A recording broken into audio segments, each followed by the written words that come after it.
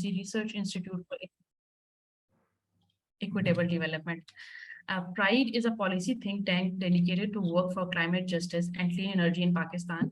We develop evidence-based and politically viable strategies to advance the goal of climate neutrality and are committed to exchange, sharing, and collaborating about research and strategy through discussing lesson learned and building about capacity with additional resources and skills training. Our policy proposals are practical and free of prior or ideologies and commitment.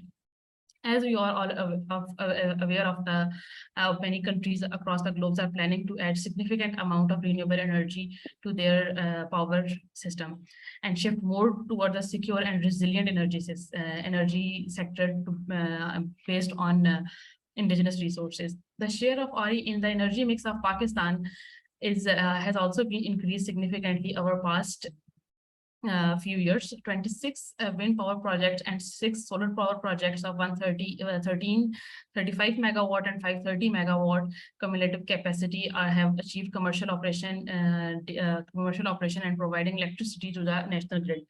10 wind power projects and 4 solar power projects of 510 megawatts and 250 megawatt capacity have achieved the financial closing and are under construction. And apart from this, other additional 5 solar power projects to 231 megawatt are under RE policy are awaiting financial closing. Although ये एक significantly increase हो रही है renewable energy Pakistan में, but the issue is that the increase in potential energy renewable energy is not proportional to the declining cost and RE potential in Pakistan. So the purpose of today's webinar is to discuss the barriers and challenges in renewable energy sector.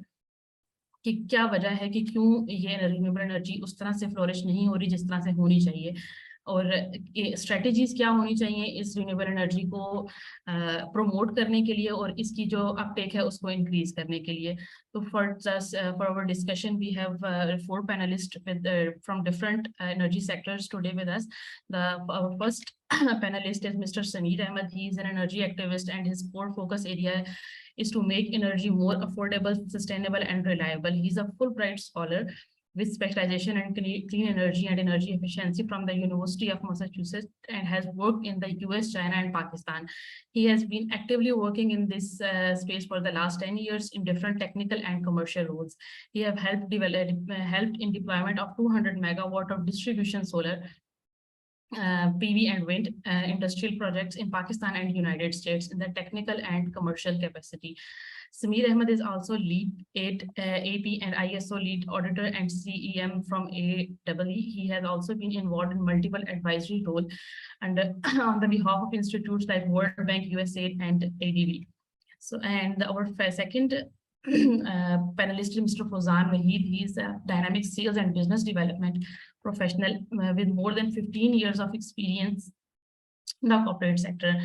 In power generation and technologies. Fawzan has joined Vestas Wind System in 2018 as a head of sales for South Asia, where he played a vital role in positioning Vestas as a key player.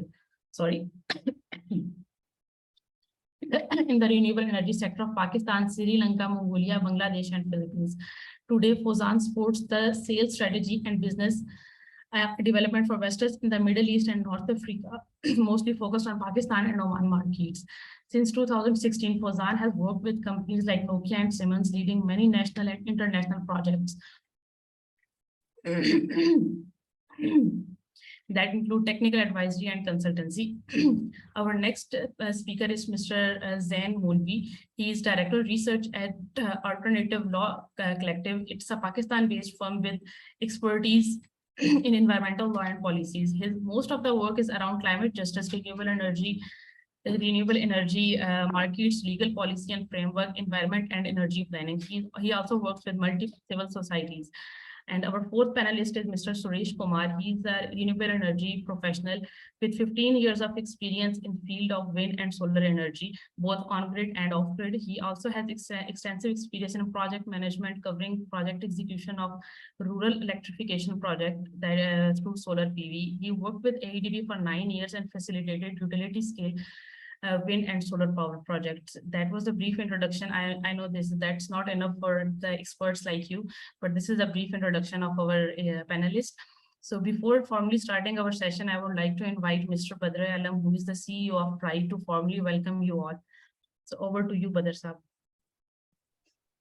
Thank you, Rida, and welcome all of you to this second webinar that we are holding on this topic during the last couple of months.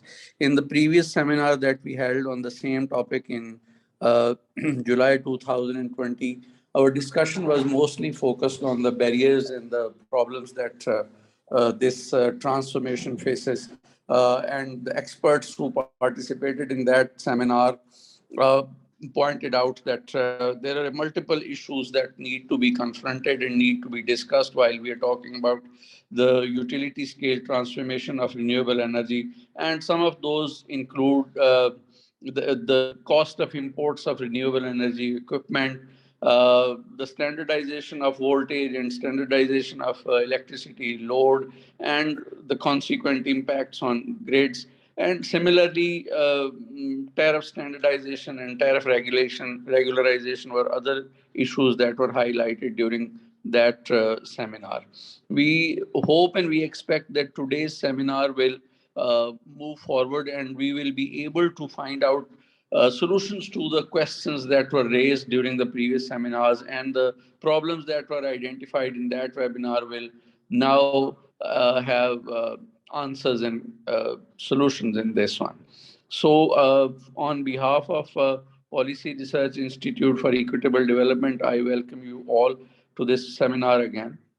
And I also thank Rida and Asad and all the rest of the Pride team for putting it together on a very short notice, and also managing to put together a very distinguished and very capable team of panelists.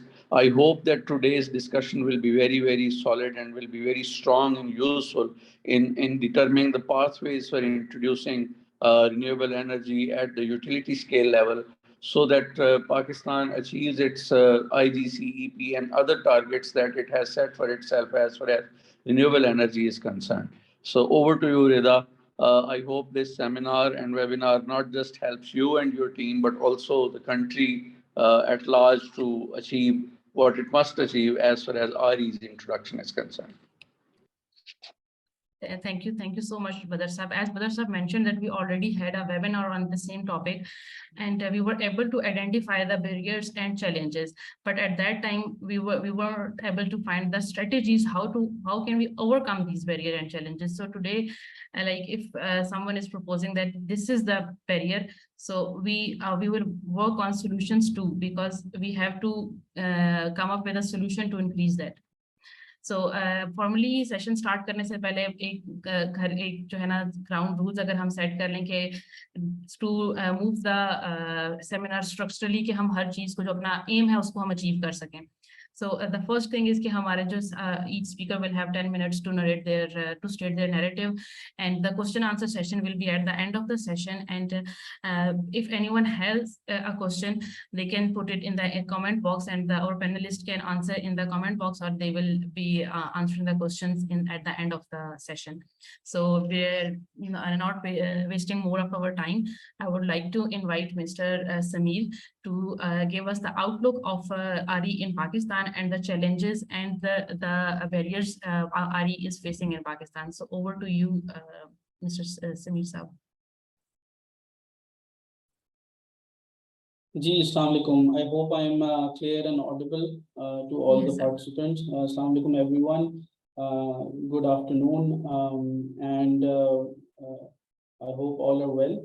So the topic, that has been put forth for discussion is primarily related to utility scale, solar and wind renewables primarily. I represent a company. I run a company called as Energy Futures Consulting, which is an energy transition consulting firm based in Karachi and having operations across Pakistan and internationally. We've been working in a number of clean energy efficiency projects in the country and helping the private sector primarily to move towards a more affordable, reliable energy future in a, in the most efficient way possible. As far as utilities and solar PV, solar and wind is concerned, we've had a lot of development in the past. However, since the last 4 or 5 years, since we had the first IGCEP, as mentioned, we although it outlines a very aggressive plan when it comes to solar and wind. However, we have failed, to implement much renewables, and that sort of asks us a very important question: why is it not being implemented? Although I can tell you one thing for sure is that in the solar PV space, and especially in the solar PV space, there is a lot of activity in the private sector. So, which means that obviously the business case is very good, and sorry. Okay, so the business case is obviously very good, and it makes a lot of economic sense for industries in the private sector to move towards cleaner renewables like solar and wind in some cases. So obviously, one of the biggest challenges right now with large scale deployment of renewables is, according to NTDC, the intermittency nature of the renewables.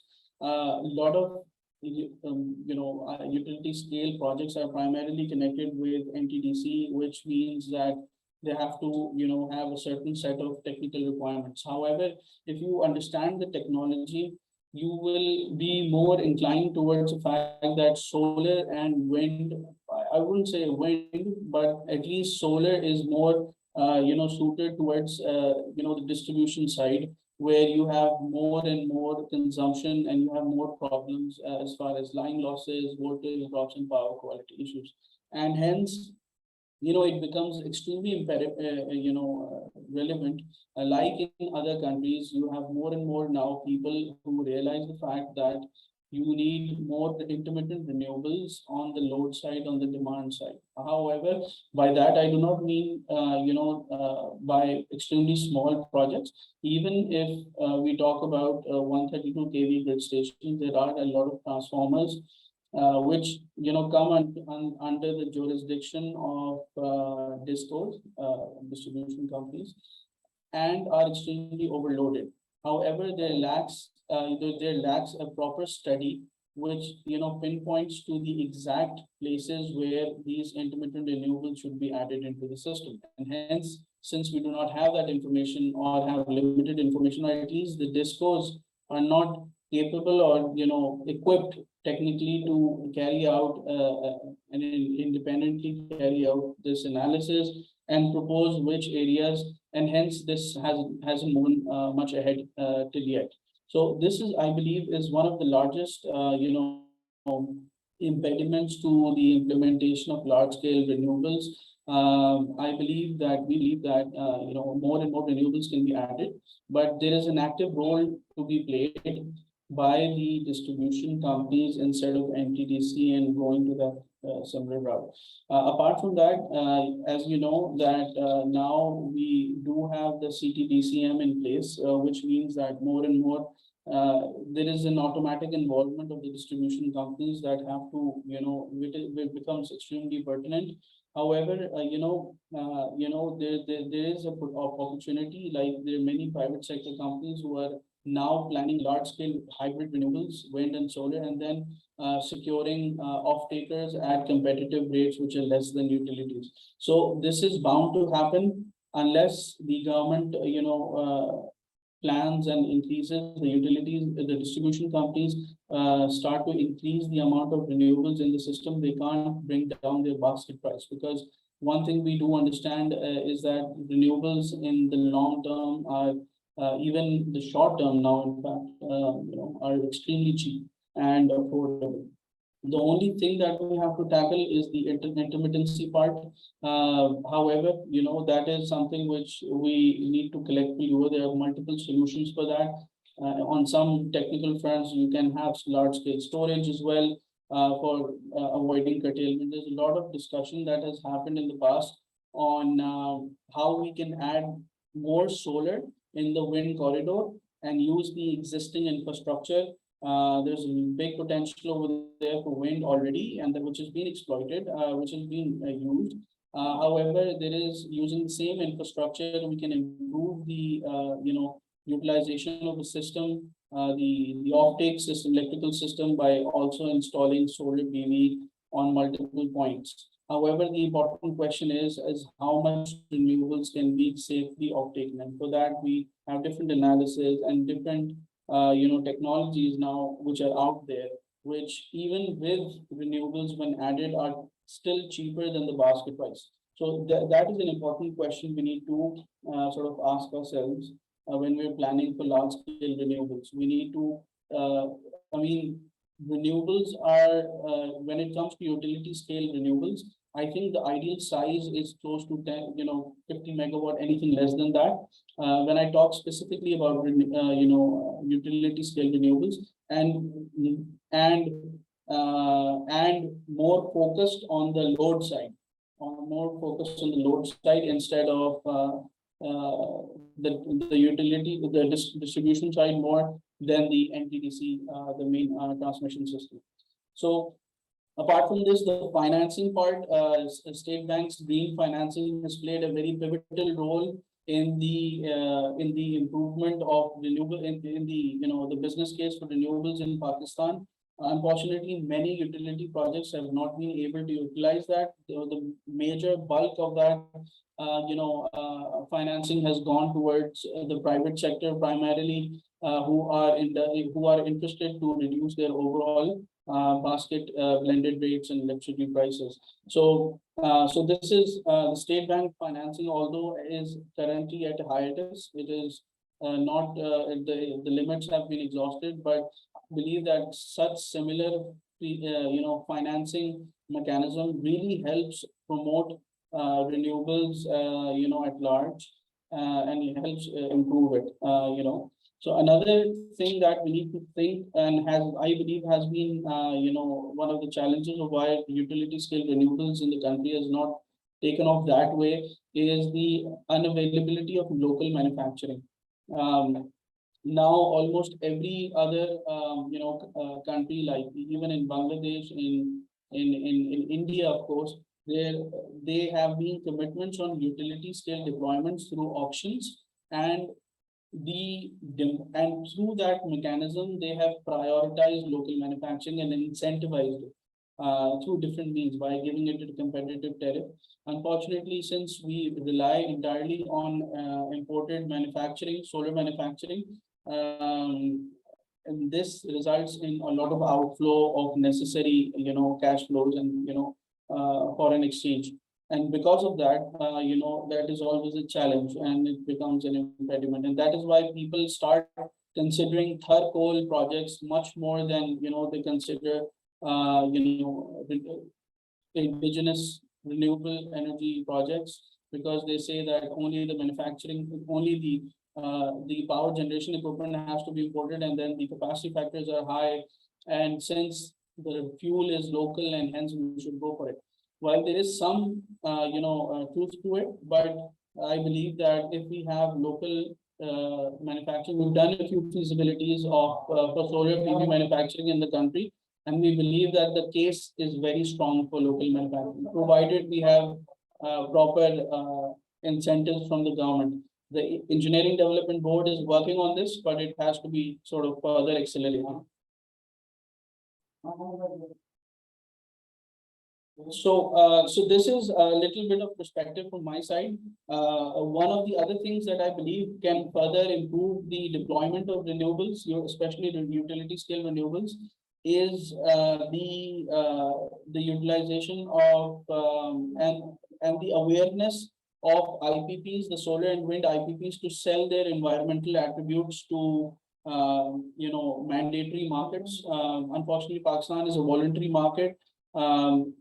And it doesn't require sort of mandatory trading of carbon attributes, environmental attributes, and hence you do not and hence it's so it is not a market that has been created locally, unfortunately. So we believe that if more people, wind and solar IPPs, are taught about how to and not the CDM, but the other platforms out there as well, like renewable energy certificates, IREX, and different other platforms. We believe that if that is considered in the cash flow of these IPP projects, the tariff can further come down and become more competitive, and hence improving the chances of further deployment of renewables. So that is another thing. But yeah, this is generally an overview of what I believe are the challenges and how it can be potentially sort of addressed. Thank you. Thank you. Thank you so much, Samir. I totally agree with all of your points. I just have one question. So I agree with your point that local manufacturing can address many issues like cost. They can reduce the cost and increase the employability. But do you think we have the capacity, we have the market to we have we have buying power to have a local industry, local manufacturing in Pakistan? That's a very relevant question, and we've been trying to answer this question for some time. I can tell you one thing, and this is actual statistics. We actually went to the customs department and asked specifically for this data. There's an HS code 8541.4000. We asked how much solar panels was imported in Pakistan. And I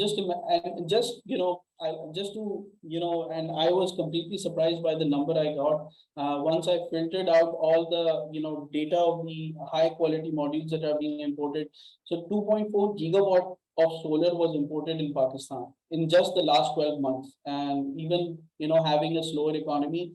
And before that 12 months, around 4.8 gigawatts of solar was imported. This is during the COVID times. And I believe that this is a substantial capacity where we now should, as a country, should start looking at local manufacturing, at least at local assembly. And the demand is there.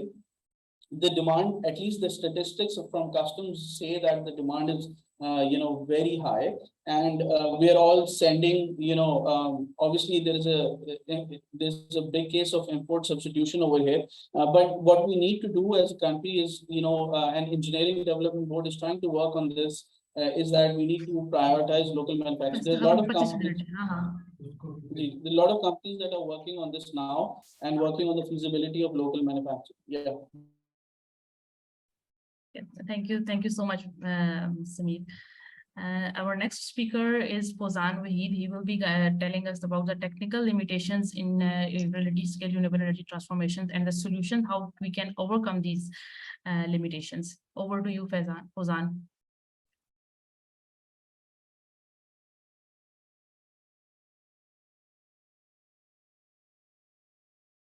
Fauzan, your mic is mute.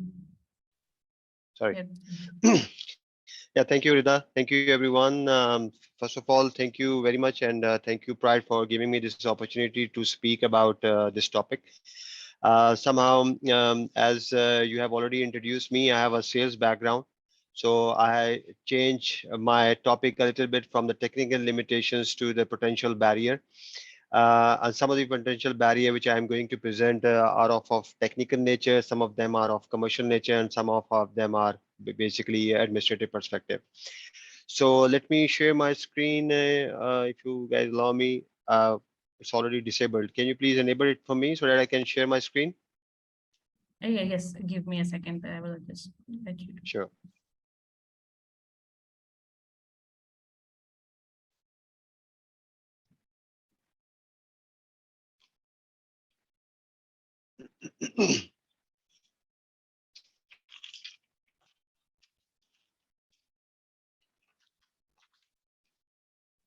So now you can share your screen now. Okay.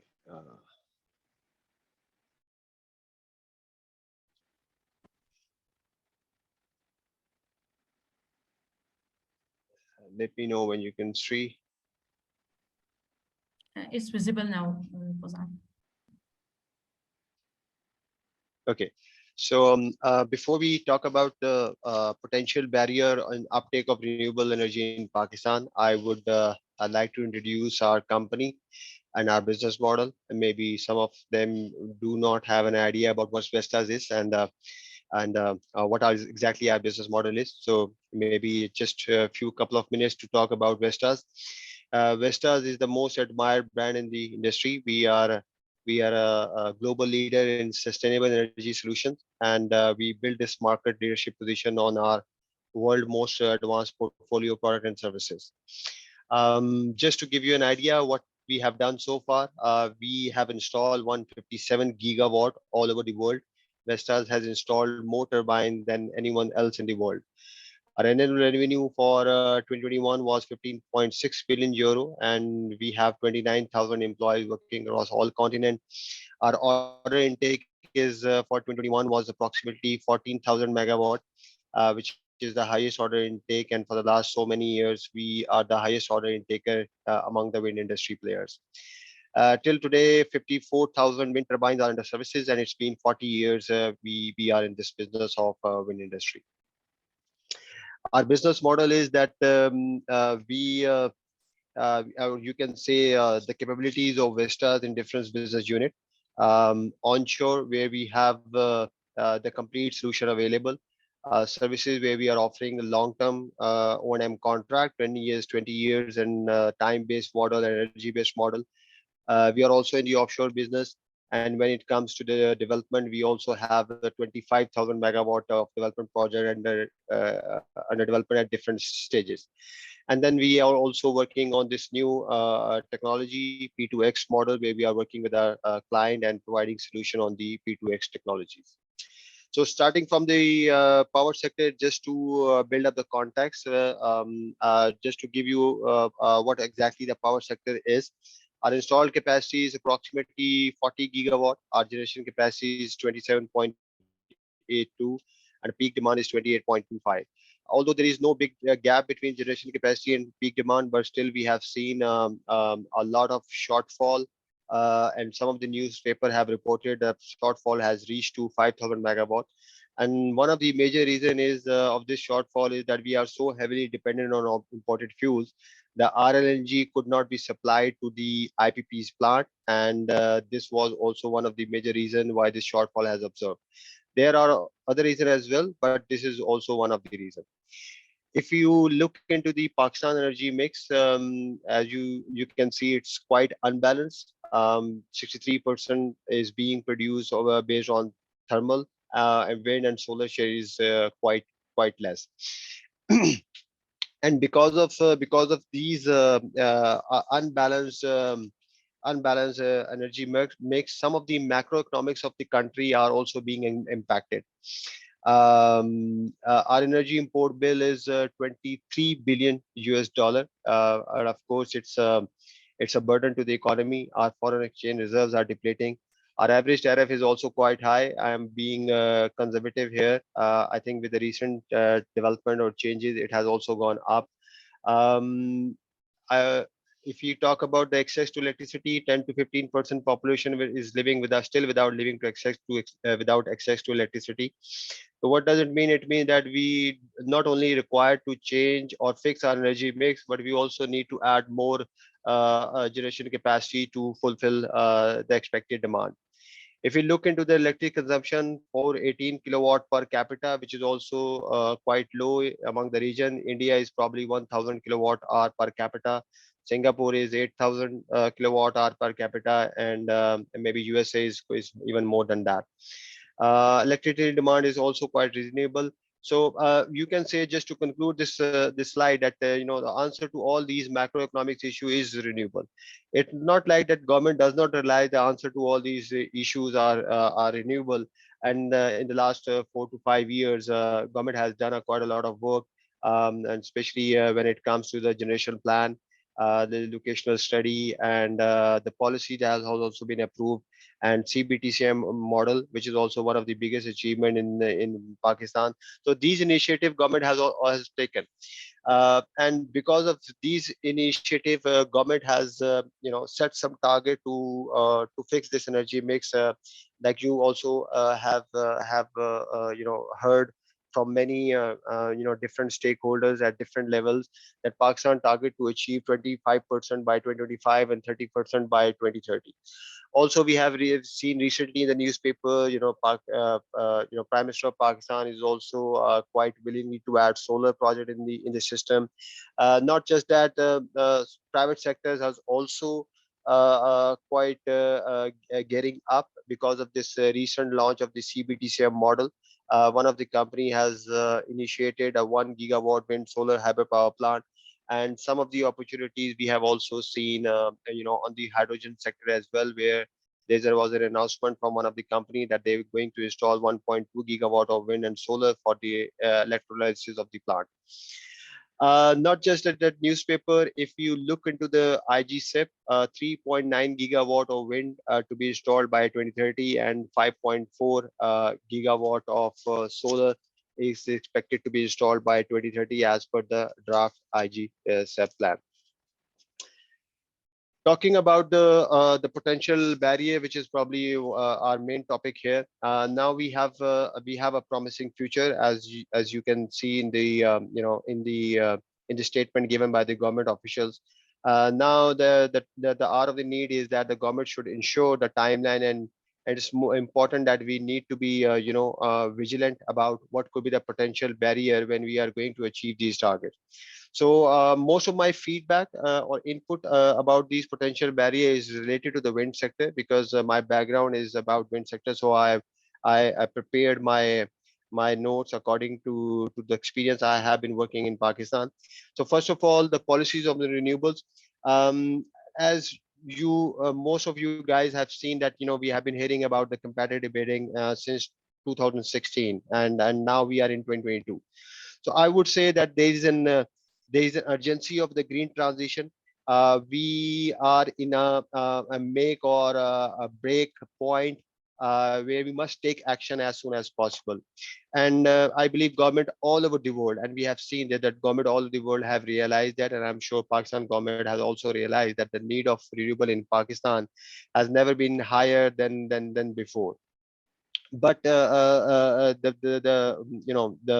thing is that we need to put in place the policies and regulatory framework, and that also needs to be consistent and aligned with the committed timelines of the project and annual generation plan. We would also say that the annual generation plan needs to be honored, and also it has to be stable, so that that it will allow us to do our job and deliver the most cost effective solutions. Why I'm saying this, because we have observed a change of timeline of candidate project when it comes to the IGCEP. So as an OEM, as an industry player, we need to know the timeline, how many megawatt they are going to add in the system over the period of 5 years. And then all the stakeholders of the government should ensure to stick to those timeline. We somehow need some sort of commitment that from the government of Pakistan, that regime, rules, regulation, and policies adopted will not be changed. Some sort of predictability. And this is also in the advantage of the government, because if we have the consistency in the timeline, all the OEMs, developer, EPC contractor, they can all plan together and come up with better cost effective and more efficient solutions. Sorry. Talking about the second point, grid infrastructure. In Pakistan, historically, we have observed that availability of the grid has always been a problem, especially with the wind project. And there is a valid reason for it, because of the long and lengthy process of the procurement at the government level. It requires a lot of time to have this grid available. Just to give you an example, in wind projects, we have seen in Jimbeer 1 grid, which was constructed in Jimbeer area for wind project. It took 5 years to develop, and we have also seen this in Jimbeer 2 as well. So when grid got delayed, all the projects got delayed, and not just delayed, there's also a cost overrun and other issues associated with the grid as well. So in the last 5 years, I say that the NTTC has been involved in many studies like locational study, generation plan study, and now the government has this information available, that which of the grid has the constraint, which of the grid has the capacity available. Now they are in a better position to proper plan for the construction of the grid. IGCEP proposed 4 gigawatt of wind and more than 5 gigawatt of solar, but in order to implement these plan more efficiently, government needs to plan the availability of the grid infrastructure as well. It should not be a bottleneck for the renewable in future. I would say the similar document of IGCEP, which we are using for the generation of plan, a similar document for the grid expansion plan should also be approved by the NEPRA to keep all the stakeholders on one page. If I talk about my third point, capacity constraint, as I mentioned that I'm speaking more of my points according to the wind perspective. In the world, we have seen that all the OEMs of the wind turbines OEM, they are offering bigger platform, 4 megawatts, 6 megawatts, 5 megawatts, 7 megawatt for onshore project. But till today, we have seen in Pakistan the projects handle which is only based on 2 megawatt platform. With bigger size platform, the blade length could go up to 80, 85, 90 meter. So we also need to see whether the current road infrastructure could be a problem for a large size turbine or not. Not just that, we also need to see whether we have the large crane size available in Pakistan to handle large platform. In my experience, I think there's a need to build up this capacity when it comes to the crane capability, because when we go with a bigger size platform, the nacelle weight could go up to 100 ton. So available cranes in Pakistan, they do not have the lifting capacity of 100 ton at more than 90-meter hub height. So, so the conclusion is that probably that we need to analyze the road infrastructure by doing a proper transport study. We also need to see the availability of the crane and how this capacity, can be built in Pakistan, and also it will help us during the operation maintenance period of handling the bigger size project.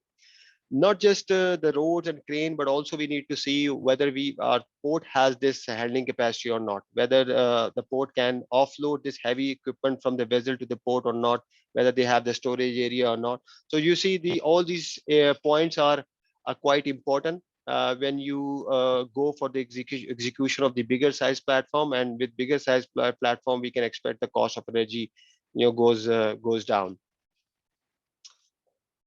Requirement of certification in Pakistan, we have seen that the rule is that all equipment has to be type test certified, and this type test certification they want OEMs to deliver at the time of financial close, which is probably on ideal scenario, which is probably 18 months before COD, which we think that it is quite conservative.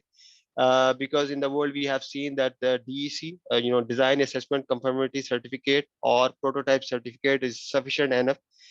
Type test certification requirement at the financial close will lead to only old product. Then we will have a limited choice of WTG models, or you can say if somehow we are going to lose the potential AEP because of the new efficient product that we are coming in every 2 years. And all this product development at the OEM's end is to achieve the low cost of energy. So if we need a type test certification requirement at financial close, means that Pakistan will always have n minus one product.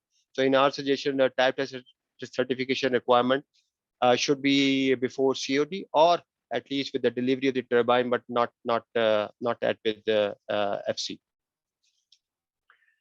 My fifth point is talent gap. Rida, please let me know when I am taking too much time. I would be happy to cut it down. Yeah, so talent gap is basically in Pakistan, especially in the context of wind project, we have seen whenever there is a specialized jobs to perform, foreign technicians come to Pakistan. There is no technical center available where the local technicians can be further developed for the specialized jobs on the wind farm. So somehow there's a talent gap of skilled technicians. There is also no training institute. There is no international institute that can give international level certification. And when international technicians come to Pakistan, of course, there is a cost associated to them, which ultimately convert into the O&M cost. And the expectation of the government is that to reduce this O&M cost, and it can only be reduced if people start investing in the capacity building of their local technicians. And I would say that this is not an issue of Pakistan. It's a worldwide issue that we as an industry leader, we are tackling as in, in most part of the world. But Pakistan, has talent available. We just need to, we just need a private sector to come forward and take more active role in the capacity building of our talent for specialized job. Maybe we just need to upscale our engineers and technicians who have a basic level experience already. Talking about the supply chain, we talk a lot about the development of local supply chain, and there is no doubt that today, all wind projects and whether it is wind or solar, all equipment being imported from China, nuts, bolt, cables, grids, main equipment, everything is coming from China, which means we are paying in dollars and contributing in the import bill. I would say a stable high demand market is critical for the development of local supply chain, and there is no other way of having that in Pakistan. And maybe we need to start small. Maybe we need to see what is available in Pakistan and what can be developed as a part of national local content, like in construction, trains, local transportation, training, or any other thing which can be developed as a part of national local content without any compromise on the cost of energy before we start thinking about the big ticket item. We, as a sustainable global leader of energy solution, we support the cost of energy. And to support that cost of energy, competitive supply chain is the key to achieve this target. So not just a stable high demand is required to develop a local supply chain, but also our government should also incentivize the local supply chain. In Pakistan, we have seen that there is a tower manufacturing facility, but in the last 12 project, that tower manufacturing facility did not provide any single tower to them. Probably the tower coming from China is cheaper even after adding transportation. So it's important that incentives given by the government will help the industry to grow, and then in-country value will be created. Oh, sorry. Last 2 points: deployment of forecasting.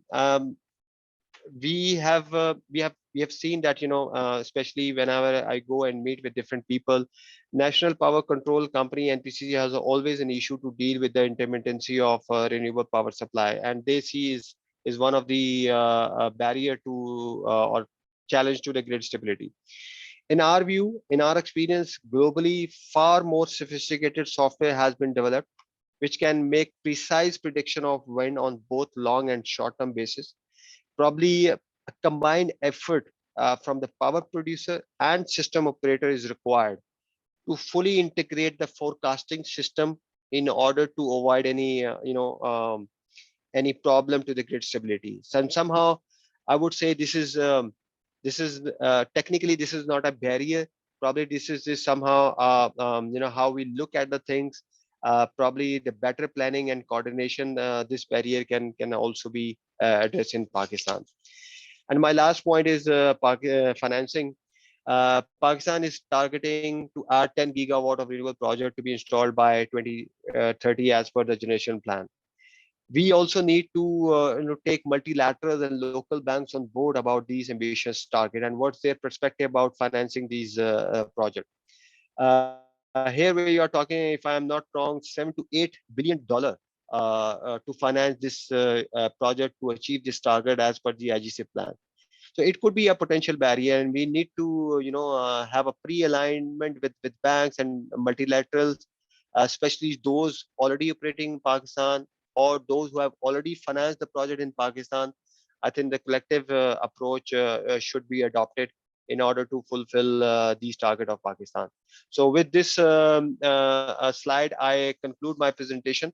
I would be happy to answer any question if anyone has. Thank you very much from my end. Thank you. Thank you so much, Fauzan. It was really informative for all of us. Can you please share your presentation with me so I can share it with my colleagues, because it can be really helpful. Sure, why not? Thank you. Thank you so much. Our next guest speaker is Zain Molvi. He will be discussing about the strategies to increase the uptake of renewable energy in Pakistan from environmental and social perspective. Over to you, Zain. Thank you, Rida. It was really good to hear from Fazan and Samira the market perspective, and more significantly how the technical how the technical barriers are computed in that market analysis as investors and people working in the technologies themselves. So that was really useful. I'm going to zoom out, however, and look at the bigger picture a bit. Rida, would you allow me to share my screen? Yes, sure, Zain.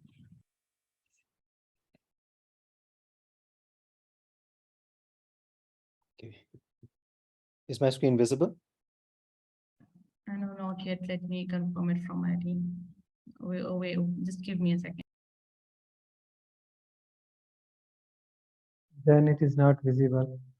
It's not visible? All right, hold on, let me.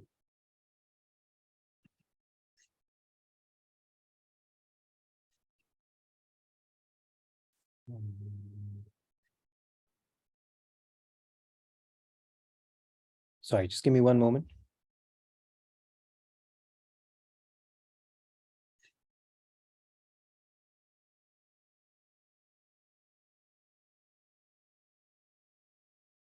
All right, I'm sorry. I think I'm having trouble on my end. So, no problems. Perhaps I'll just go with the slides on my end and work it out verbally.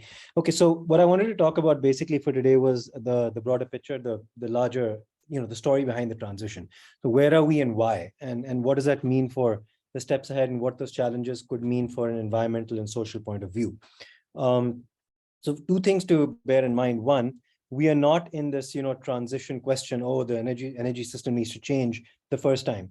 This is, I think, probably the third or the fourth time that we're doing this in history, if you want to, think through, especially the electricity sector, the power sector. The first time that this happened, that's too far back in the past, but I'll start with the 90s, late 80s, 90s, where we had this realization that we just don't have enough capacity to meet our growing needs. And so there was a rush to add in capacity, and it was huge. Everyone was on board. You had industry players, you had the banks involved, this World Bank, IFI, so MDBs, the local banks, the governments. You had loans coming in from countries, and complete restructuring of our sector, of our being unbundled and so on. And we succeeded in adding so much capacity, and look where it got us. So the problem of the IPPs today, the problem that we are facing with circular debt, the problem that we're facing with fossil fuel consumptions, the problem that we're facing with import bills, the problems that we're facing with those highly generous, over-generous contracts with the IPPs, the problems we faced with the corruption around them, and of course, the capacity payments and so on. And then the unaccounted for environmental and social damage, which hasn't even been computed right now. And immediately thereafter, we switched into this, oh, we need to go indigenous, importing too much fuel. And we shifted all of our focus over to coal. Lots of policy and changes happening in the overall, framework to try and support that. And look where that is getting us now. Not only is it the most expensive fuel that's slated at this point, even when you go local and from the indigenous sourcing, it is at present the worst cluster of CO2 emissions in the entire region of South Asia. We're talking about Thar right now. And not only that, but if you look at the damages that it's compounding in terms of the hydrology, the effect on water, in terms of the effect on people's, their livelihoods, in terms of the effect on land and issues related to land acquisition. From a social point of view, these are massive, massive costs. We did the same thing in transport. We shifted over to gas. It was touted at that time as clean. It was touted at that time as efficient. It was touted at that time as being a revolutionary shift in the way our transport, roads, cars, everything was going to function. The amount of investment that went into CNG kit assemblies, that went into CNG kit fittings, and then petrol stations, the transport of the gas, and so on and so forth. And today we know that even more than CO2 that comes from fuel and coal, gas is perhaps one of the biggest contributors to the greenhouse effect, methane, both in terms of its leaks and in terms of the infrastructures that go into producing it. And right now we are scrambling for more and more gas. Now, when you come over to the RE transition that we are currently undergoing, it's a great transition. No one can deny the need, and we've needed it for ages. In fact, so far, as far back as I think as early as 2002, when the World Bank conducted one of our evaluations of our market, it stated in clear terms that this is going to be a most needed transition to renewables. It's both indigenous and cheap. That's another thing, that from 2002 until now, they plowed in massive amounts of funds for fuel, gas, and coal.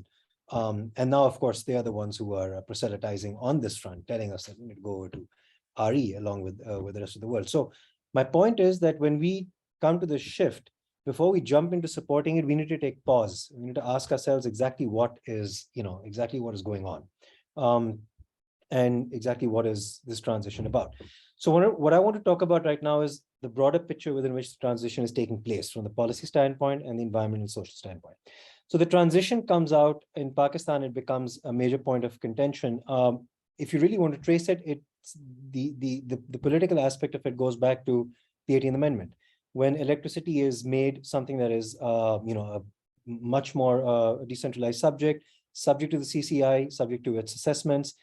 Policies, that's a national electric policy, which NEPA is also bound by, has to be done with the collaboration of the provinces, right? So that's where we stand. In 2019, we came up with the first time we had a proper consensus on a RE policy. We had one in 2006. It was a subject of much debate and had to be updated. In 2019, we came up with one of the strongest consensus models that we've had on the question of RE. And that model, in its consensus and wisdom, decided that we would not include hydro, small or big, into the framework of RE, and that we would push towards not just the 30% target that we've had, but also the displacement of fuel sources. And since then, we've also had the national electric vehicles policy, and so on. So we've got these policy frameworks in place. But if you turn now towards what our RE transition actually looks like in the big picture, and we're hearing from, solar and wind is mostly what we hear in the market right now. But at the governmental level right now, the majority of the investment is going into hydro. In fact, if you look at Pakistan's commitments to COP, you look at Pakistan's commitments on paper in the IGSEP as well, what it claims it's doing when it says RE, you'll see this figure being touted. 60%, 60% RE is what we are looking to get into our grid.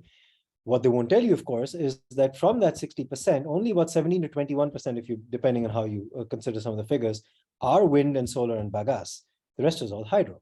What they won't tell you from the rest is that of that hydro, you're going to have at least about 70% of those are large hydro projects. What you also don't see in a number of those assessments is the fact that these projects that are being supposedly going to meet our targets of 60% in the next 10 years, plenty of them have not even begun. And of those that have begun, a lot of them are extensions of exceedingly failed projects that have been proven to fail on several fronts, not just technical and in terms of meeting our energy needs, but massively in terms of cost overruns, in terms of displacements, in terms of environmental costs, in terms of just needing repairs all the time. Great example is Tarbela. Great example is NJ, and also broader irrigation works that those are tied into. So there's an entire history behind this movement as well, this shift. There's an entire broader picture that has to be kept in mind. And we have to ask ourselves exactly what is a broad scale RE shift looking like in terms of its most important sort of, components. Hydro seems to be the most important. Now, when you ask ourselves, what brought us here? Why are we pursuing this line? And do we need to take pause, step back and ask, how would you move towards utility scale RE development as an overall policy sort of shift, not just the private market? You quickly come to a realization, which is that this is happening through entirely non-accountable backdoor manipulations that are enshrouded in complete non-transparency. So here are 3-4 broad facts that help that help explain this. I just mentioned that our ARE policy explicitly says that this is not included in RE. So how the heck are we putting this? Sorry, excuse my language. How are we putting this into our system and calling it RE? Well, the answer is it starts with 2 things. One is the IGSEP itself. Now, the IGSEP puts in these projects, which it does so as committed. In other words, they don't compete. A number of them don't. In fact, most of them don't. And it does this under the guise of strategic projects. So those are completely unassessed. Are they cheap? Are they good for the environment? What is it that they're fulfilling? Are they actually going to fulfill the need? Are they going to be on plan? Are they going to be cheap enough to make sense in the long run, even if they are right now? This is another thing to keep in mind. The IGCEP only thinks in 10-year frames. If you look at Europe and you look at the rest of the transitions that are happening abroad, they're thinking in 30 to 50-year frames, sometimes even longer. And not only are these frames just, sort of vague policy frameworks, they're actually legal frameworks, which means you can claim a right in a court, in other words, for a policy that is out there in the future if it doesn't meet the needs that it should be meeting that we know from the science of today. Pakistan doesn't have any of that assessment going on. So in the broader scheme of things, our RE framework needs to take a serious look at this transparency issue. So more on the story. So Pakistan takes the loan from World Bank, which is, as mentioned by Fawzan, it's just like this. These are the, the already present players that are significant in the scheme of things. And in that loan, they effectively include hydro into the conception of RE and say push for 63% RE. So you see the IGCEP do this against the CCI's consensus, which puts Sindh in a difficult spot, and they've all protested against and objected against this move. At present, Pakistan doesn't even have a policy for dealing with hydro. So how is the RE shift ever going to be successful when you don't even have the policy framework in place to consider whether this fuel is RE, whether it is environmentally feasible, whether it is economically feasible, and what its regulatory parameters should be. And of course, because it targets the government projects are the one that are most heavy in this, it also escapes the eye, the scrutiny of the private markets. But going over to what it means, aside from the hydro problem, what it means for broader renewable energy issues, we still don't have plans in place for understanding, for assessing what the costs are long-term, not just of the new REs that we're bringing in, but also of the fuels that we want to and we're supposed to have displaced, which a lot of them are not being displaced. And RE transitions need to also focus very strongly on that, because we know for a fact that unless these fuels are decommissioned and completely stop the new ones that are coming in, the environmental costs of those are much too high for the transition to even cover. Even if we add more RE and we stick to our targets, we still don't meet the targets that the Paris Accord envisioned. We still don't meet our needs today, right? And so with the flooding, we already know that Pakistan is the #1 front line right now in terms of vulnerability. So we just need to get rid of these. And the ARE policy speaks about displacing them as well. So there's no policy in place for that. And utility scale RE transition should consider that aspect as well. The second thing is that when you do talk about RE transition, you talk about solar and wind. At present, our framework has completely elided or completely ignored the question of land, which is a huge issue. The World Bank's pursuit of what they believe competitive bidding should look like and what the policy around solar should look like and wind should look like is RE parks, right? So big, massive swathes of land, which are the #1 input when it comes to the development of RE projects. We don't have a policy in place for how to deal with resettlement, rehabilitation along that, with the selection of that land, with whether the land acquisition and all of its draconian uses, which we've seen in Thar, for instance, should be allowed to function in those places. Right now, there's a solar plant in South Punjab, Zenfa, which is effectively being placed on Rukuk land, which is Rakh land. Now, that's a category of land that is in itself a protected category. It's in itself an environmental good, but RE is supposedly supposed to protect our environmental goods. And that land is being taken at massive amounts. We don't even have justification for whether those amounts match the actual needs, without any public process of assessment as to whether this is it's a good thing in the long run, socially and otherwise. So without these kinds of policies in place, we're never going to really progress towards to making genuine changes and problem solving. Because we've had these massive shifts in the past too, and we've been very gung-ho about them. But the idea is to ensure that we don't repeat the errors of the past. Just on that, because I have to close now quickly, one thing to bear in mind and consider is the role of IFIs, right? So the World Bank, the IMF, the ADB, what have you. These MDBs are especially pernicious. Their functioning has been especially pernicious when it comes to developmental projects as a whole.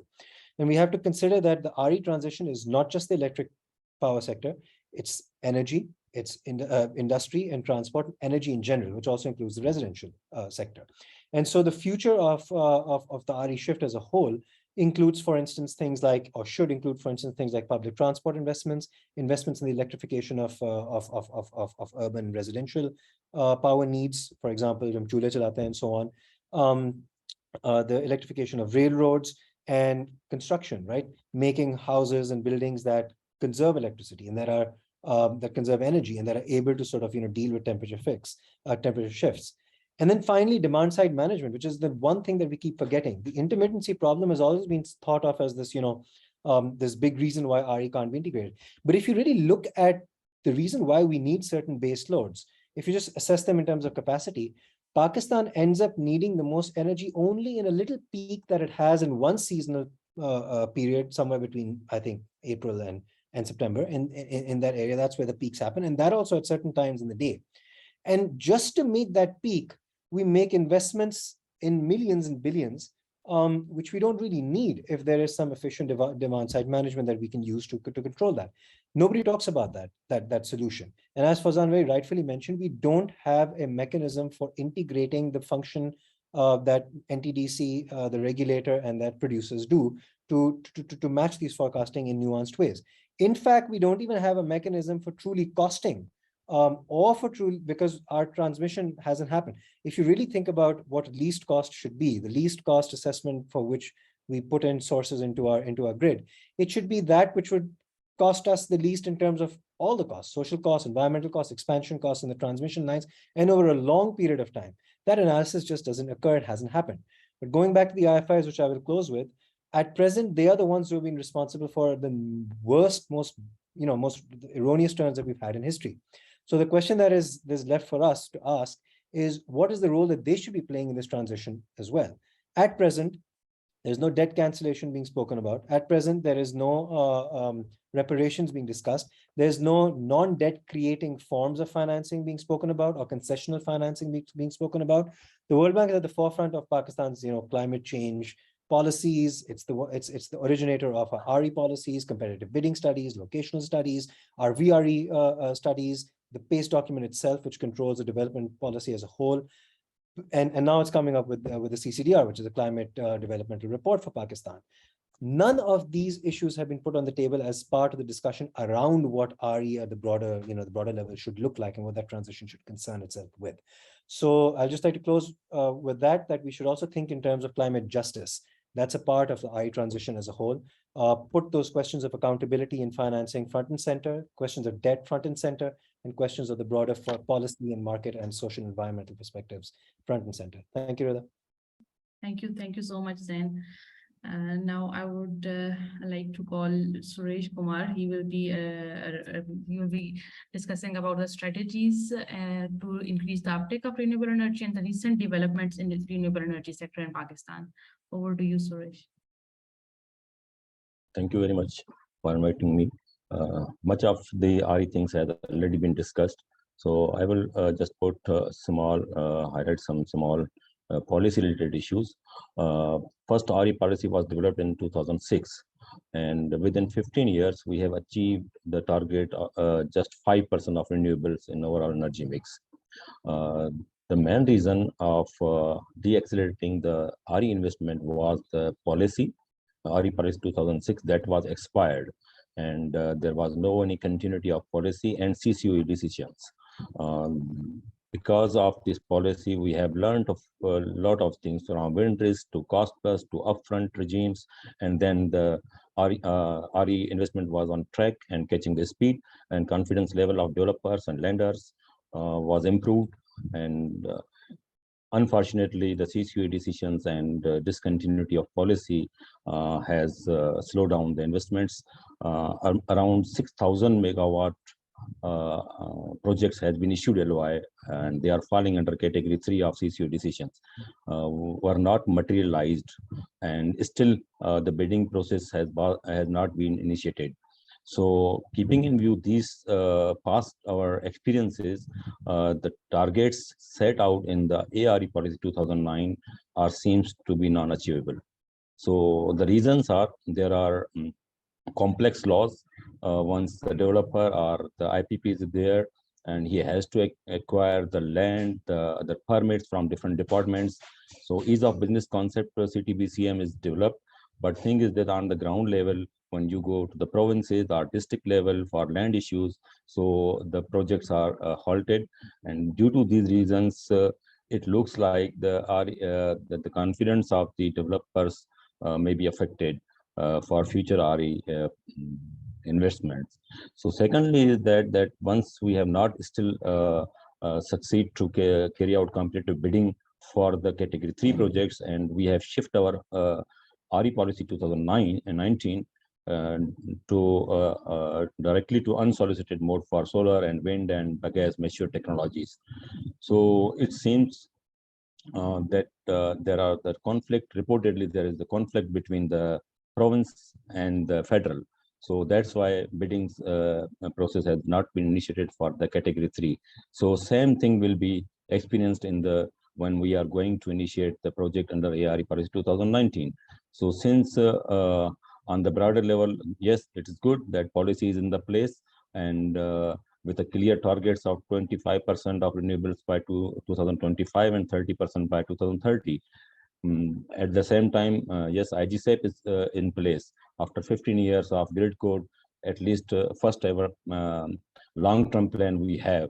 But there is again misalignment in the IGSAP, and the policy is saying 25 to 30% by 2030, whereas same time the other document is saying the 22% of RE in the by the 2030. So these things need to be aligned, and keeping in view this provincial and federal conflicts. So RE policy, and even we have not initiated any single projects after 2 years of approval of RE policy, and at least we know, all of us, we know that at least if we go to the solicited mode, the single wind project need 3 years to be commissioned.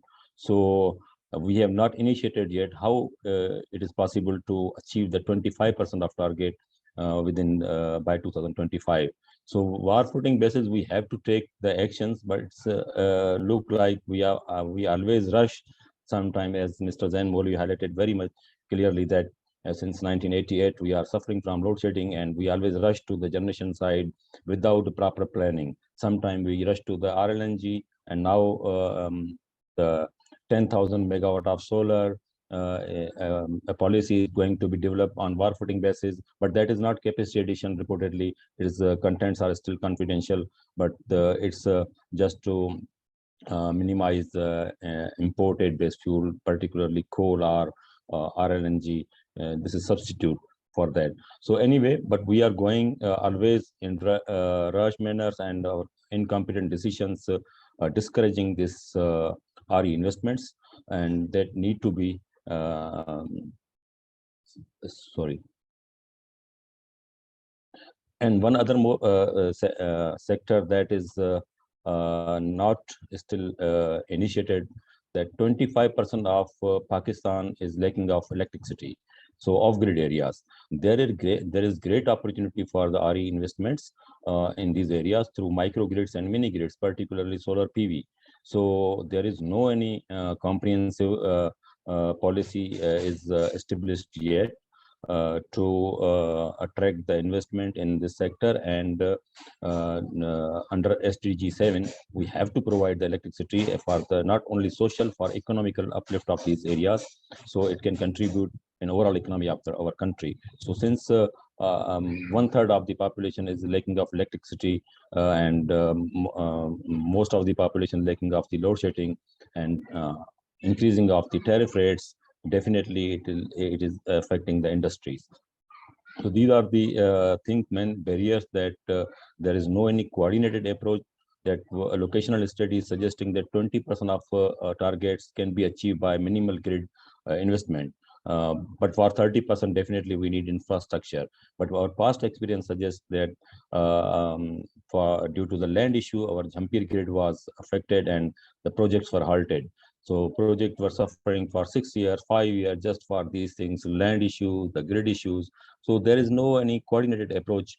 Sometimes approach issuing the tariff to the category 3, and at the same time the one window facilitator AEDB is saying that the CCOE decisions are there, so you have to go through the competitive bidding. So it seems there should be a coordinated approach among the main stakeholder, particularly CPPAG, NTDC, AEDB, and NEPRA.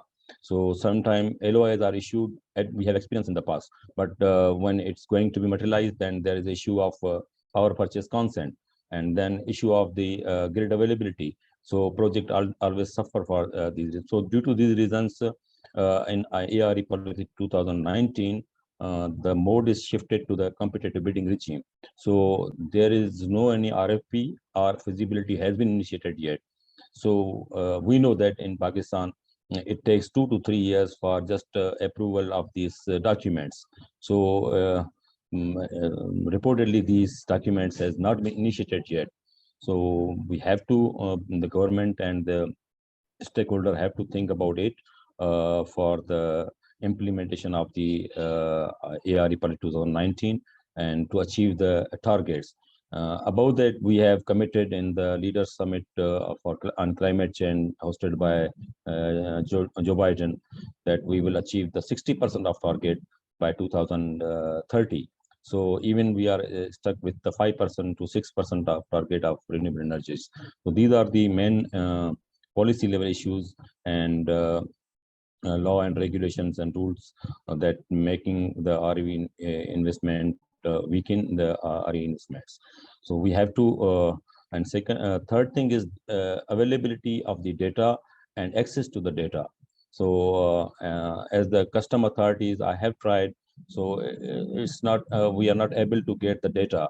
So how much solar is being imported for last 5 years, from 15 to at least 2021. So one window facilitator should have this data through the private sector. They can check out the data that what amount, what quantity is installed for the grid connected areas and for off grid areas, so that we can invite the investors for the local manufacturing. So just now our panelists told us that 2.4 gigawatts enough quantity. So to attract the for just 1 year to attract the local manufacturer investors to the Pakistan, that will greatly definitely help us for more deployment of the RE sector. So these are the major issues which we are facing in the RE sectors, and for that definitely we need a clear grid plan, just like IG said. Definitely we have a grid plan. VRE locational study suggests that there is no need of much investment for achieving 20% target. But for the long-term scenario, we definitely have a proper grid plan, and we have to initiate the feasibility studies, RFP documents, and other project documents that may be amended, because the previous regime was unsolicited mode, and now regime is completely changed. So these things need to be initiated immediately to achieve these targets. Thank you. Thank you so much, Sir Suresh. I totally agree with your point that the coordinated approach between different organizational institutes is required to improve the, to increase the uptake of RE in Pakistan, and also the availability of data is the big issue these days. So moving to the question answer session, Zain, we have a one question for you in a comment box. If you can please look at it. Gee, thank you, Rida. Right, so the benefits of having more dams. The question is, according to the Minister of Water Resources, Pakistan is wasting water worth $10 to $15 billion.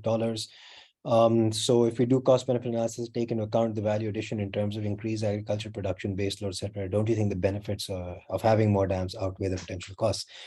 I mean, well, three things. One, I'm not here to make a comment about to take a position. Do we need more dams? Do we need less dams? My point, even though I may have those positions, this is not the place. Right now, my point is more about the process. We need to have a process for evaluating precisely these kind of questions that is principled, right? So right now, we have not had that process at all. Like I mentioned, when they included hydropower into the definition of RE, we never had a policy in place. We never had a debate in place. The CCI was bypassed. There were no mechanisms to decide what are the benefits of this? What are the environmental costs? What are the potential concerns? What has history taught us? What are the present technologies saying? Next is the common saying that everyone knows who's associated with hydro in any way, is that not all dams are made equal.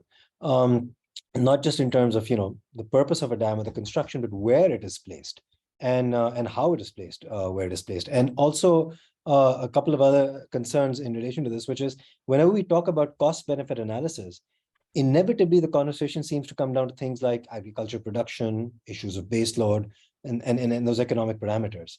But we never factor in the long-term social and environmental costs, the long-term costs to resources that are not easy to see. What does this mean, for instance, for lower riparian states in terms of the long-term prospects that they have for their groundwater resources, for their weather and climate, for their animals and lifestyles? What does it mean, for instance, for coastal encroachments? What does it mean that most of the hydro projects that we have are integrated projects, right? So you've got the dams, you've got those irrigation, those drainage systems that the LBOD is a great example of this, right? Massive World Bank funded program to deal with drainage. And it was supposed to be about precisely issues like efficiency and improving agricultural production and so on, removing waterlogging and salinity. And that is at the forefront of probably the biggest catalysts for the kind of problems we've had with flooding today and in the past as well, right? Down in Sindh, Badim right now is flooded. We don't have friends from Sindh that I can see, but their voices are really important in this, because they will tell you that it's been more than 20 years now. It's a 1997 project, right? They've just seen more and more flooding over the years, and in fact, their local hydrology has suffered in the long run. So even agriculture production hasn't particularly benefited through it. So these kinds of projects have to be analyzed both case by case, through national consensus, through processes, through procedures, through technical and environmental costing mechanisms. Until those are in place, this kind of question can't be answered. And that's what I'm sort of advocating for. I hope that answers the question, Anzu. I hope, Anzu, your question is answered. So if anyone else have any question, so you can just ask them or write in the comment section. And if not, then we are already exceeding the time limit. So yes, we have one question. So what is the potential of off-grid wind in Pakistan? I think it's for Fozan. Fozan, if you can.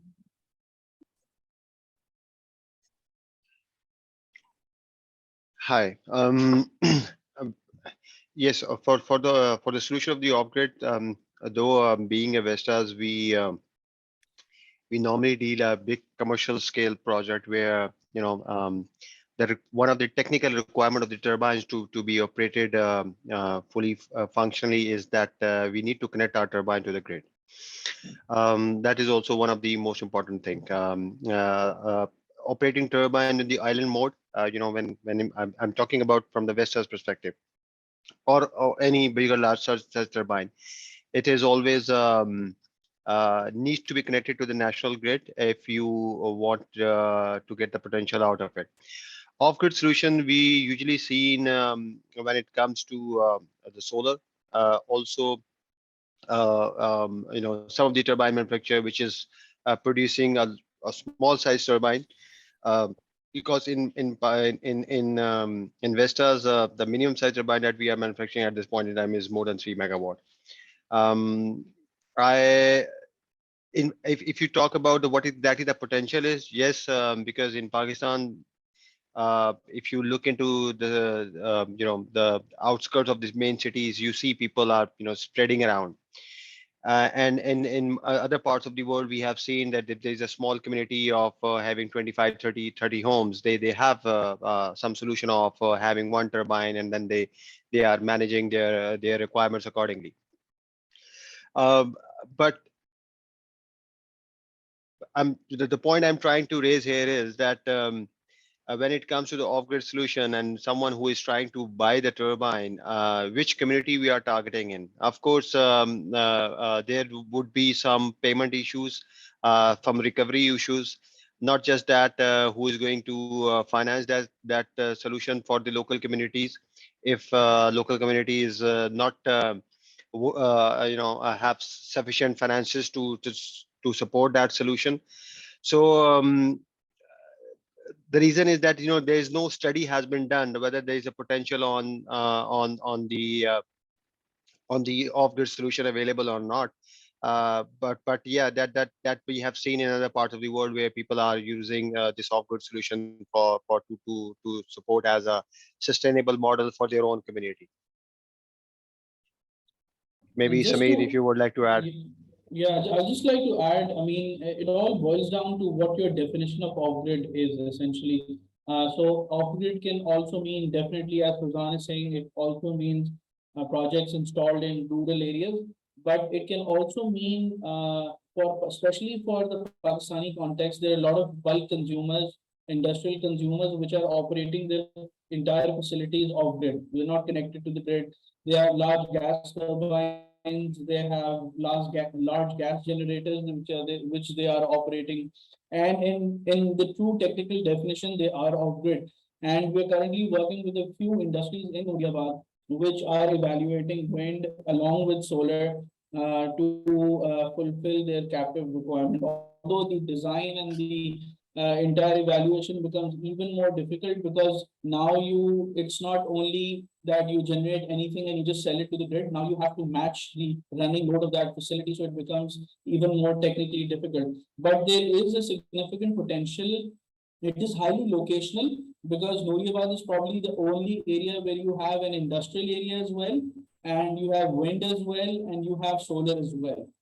So maybe yes, if I like put a quick, if I quick think out of my head, I mean, that's the only area right now in Pakistan where you have both potential and off-grid demand as well. So I think the potential over there is around 150 megawatt, which is the load of those factories which are operating in Noorabad. So yeah.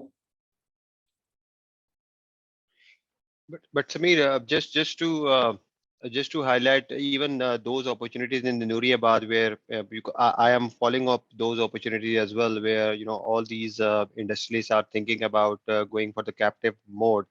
Even for the captive mode, they still be connected to the grid to have a certain level of load for their own requirement because of course, because of the seasonality nature of the wind and solar. So they will still be connected to the grid. So we do not call it as off grid opportunities because if because they are still be depending on taking power from the grid wherever it is required.